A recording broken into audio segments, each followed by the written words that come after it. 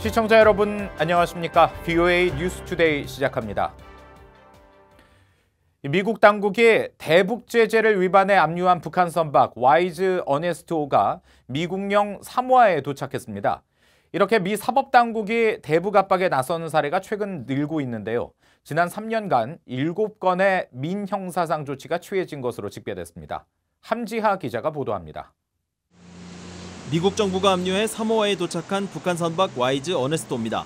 와이즈 어네스토는 미국령 사모아의 수도 파고파고 항구에 예인된 뒤 정박한 상태입니다. 미국 정부는 북한의 석탄을 불법 운송한 혐의로 지난해 4월부터 인도네시아에 억류됐었던 이 화물선을 약 3주일에 걸쳐 사모아로 이동시켰습니다. 중요 전략적 위치를 고려한 정박지 선택이며 미국은 사모아에 해안경비대와 해병대를 파견해 선박 상태 등을 점검한 것으로 전해졌습니다. 앞으로 와이즈 어네스토는 경매를 통해 매각돼 피해자 지원 기금으로 쓰이거나 해군 등의 훈련에 활용될 것이라는 언론들의 전망이 나오고 있습니다. 와이즈 어네스토는 미 법무부가 최근 3년간 북한과 관련해 취한 7번째 조치로 확인됐습니다. 과거 미국의 대북 제재 관련 조치는 재무부나 국무부가 주도적으로 나섰지만 최근에는 미 사법당국이 직접 나서는 상황입니다. 대북 제재 전문가인 조슈아 스탠튼 변호사는 미국 정부가 법무부를 통해 대북 제재 단속에 나선 건 과거에 볼 수 없던 새로운 현상이라고 설명했습니다. We knew that there was a jurisdictional gap in the law, so we wrote the law to expand the civil forfeiture authority to be able to freeze and forfeit North Korean money. 앞서 미 법무부는 지난해 11월 싱가포르와 중국 소재 기업들을 대상으로 몰수 소송을 제기했습니다. 또 2017년엔 단둥 지청 금속회사와 싱가포르 회사인 벨머 매니지먼트 등을 소송했습니다. 드러난 소송 액수를 합치면 전체 몰수액 규모는 최소 1,424만 달러에 이릅니다. 미 법무부는 민사상 몰수 소송 외에도 북한 해커 박진혁과 싱가포르 국적자 타니뱅을 기소하고 공개 수배하는 등 대북 압박에 직접 나서고 있습니다. VOA 뉴스 함지하입니다. 최근 북한의 잇따른 단거리 탄도미사일 발사는 명백한 유엔 안보리 결의 위반이라는 전 유엔 대북제재위원회 전문가 패널의 지적이 나왔습니다. 영국과 캐나다, 호주 등은 북한의 행위를 규탄하며 한 목소리로 도발을 멈추라고 촉구했습니다. 박승혁 기자가 보도합니다. 휴 그리피스 전 유엔 대북제재위원회 전문가 패널 조정관은 최근 북한이 발사한 미사일을 탄도미사일로 규정했습니다. 2014년부터 5년간 대북제재위원회 전문가 패널을 이끌어왔던 그리피스 전 조정관은 북한의 지난 9일 단거리 미사일 발사를 유엔 결의 위반으로 보느냐는 VOA의 질문에 이같이 답하면서 이번 발사는 불법이며 명백한 결의 위반이라고 밝혔습니다. 북한이 금지된 탄도미사일 프로그램을 계속 운용하는 데 따라 부과된 유엔 안보리 결의에 명백히 위배된다는 것입니다.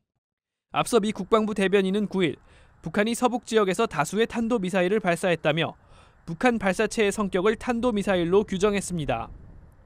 하지만 패트릭 셰너헨 국방장관 대행은 북한 미사일에 대한 언급 대신 미국은 외교를 고수할 것이라는 입장을 재확인했습니다.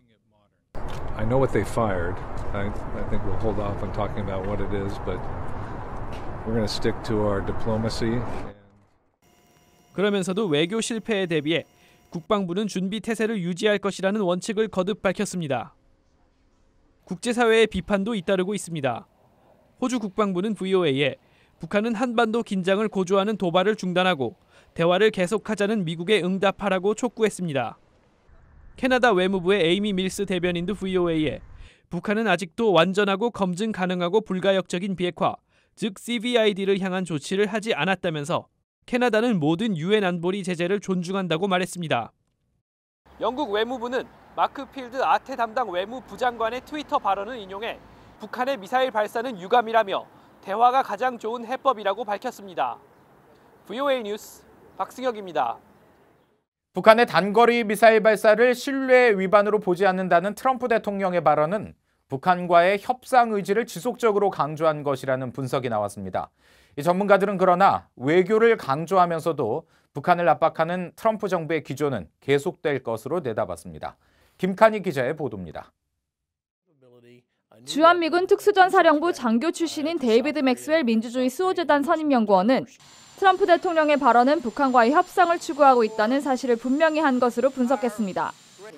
그러면서 트럼프 행정부는 북한을 압박하고 있다면서 이런 기조는 북한을 협상 테이블로 다시 끌어올 수 있을 것이라고 전망했습니다. I think that the pressure is getting, so much on the sanctions, even though they're not as strongly as enforced as we would like. They're having an effect on Kim Jong-un. We need to contain its illicit activities, as we did, as we're demonstrating with the Wise Honest ship. 게리 세이모어 전 백악관 대량 살상 무기 조정관은 트럼프 대통령의 발언은 하노이 회담 합의 결렬 이후 지속적으로 보여주고 있는 미국의 협상 재개 의지의 표현이라면서 미국은 협상을 재개해 북한의 비핵화 과정을 진전시키는 데 우선순위를 두고 있다고 지적했습니다.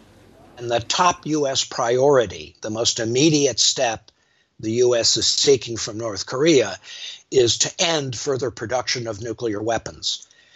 And the best way to do that is to freeze production of plutonium and highly enriched uranium. 트럼프 대통령의 발언으로 북한은 더 어려운 입장에 처하게 됐다는 분석도 나왔습니다.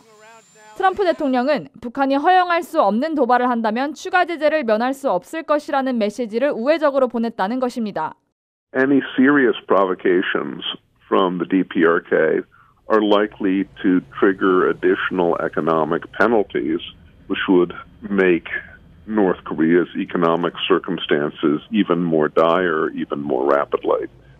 에버스타트 연구원은 그러면서 미국의 압박이 지속될 경우 북한의 악화되고 있는 경제 상황은 더 심각해질 것이라며 북한은 기한 없이 협상을 거부하기는 어려울 것이라고 분석했습니다. VOA 뉴스 김칸입니다.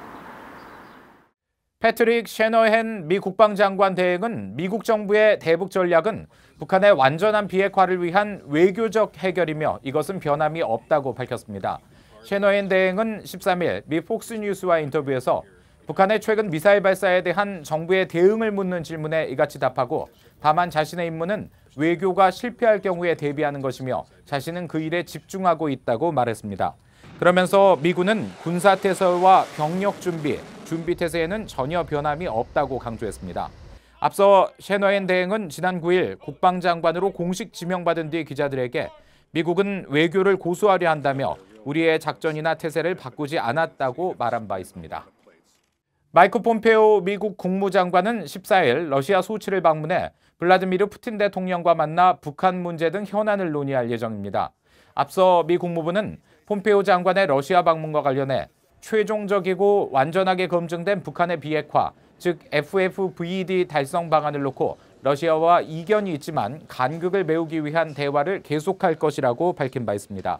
한편 러시아의 세르게이 라브로프 외무장관과 중국의 왕이 외교부장은 13일 만나 한반도 문제와 미중 무역 분쟁 등 국제 현안을 논의했습니다. 라브로프 장관은 회담 뒤 기자회견에서 러시아와 중국, 미국 간의 긴밀한 3자 대화가 있을 경우 한반도 문제는 보다 성공적으로 해결될 수 있을 것이라고 주장하며 러시아와 중국은 한반도 정세 정상화를 위한 공조를 계속하기로 합의했다고 밝혔습니다. 미국 국토안보부와 연방수사국 FBI가 북한의 해킹 조직 히든 코브라가 제작한 악성 소프트웨어 일렉트로닉 피시, 즉 전기 물고기를 확인했다며 해당 소프트웨어를 발견하면 즉시 신고해달라고 밝혔습니다. 국토안보부 산하기구인 사이버와 기반시설안보국이 지난주 발표한 보고서를 통해 북한 정부가 사용하는 전기 물고기라 불리는 악성 소프트웨어가 해킹 초기 단계에 상대방의 컴퓨터 보안 방화벽을 뚫는 역할을 한다고 밝혔습니다. 사이버 기반시설 안보국은 인터넷 보안 등급을 가장 강력한 것으로 설정하고 해당 악성 소프트웨어를 발견하면 관리기관에 신고해달라고 당부했습니다. 한국을 방문 중인 데이비드 비즐리 세계식량계획 WFP 사무총장은 북한 식량 상황을 우려하고 있다면서 해법을 찾을 수 있을 것으로 기대한다고 말했습니다. 비즐리 사무총장은 13일 김현철 통일부 장관과 면담한 뒤 기자들과 만나 이같이 말하고 세계식량기구와 UN 농업식량기구 관계자들이 북한을 방문해 조사할 때 북한 관료들은 필요한 현장 접근권을 줬다고 밝혔습니다.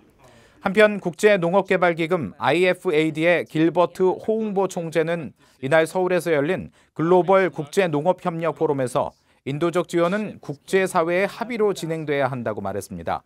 또 국제농업개발기금은 UN 산하기구이기 때문에 UN의 의사결정을 따라야 한다고 말하고 대북 제재가 풀리는 등 상황이 변한다면 대북 지원 사업이 재개될 가능성이 있다고 밝혔습니다. 이상으로 VOA 뉴스투데이 마칩니다. 함께해 주신 여러분 고맙습니다.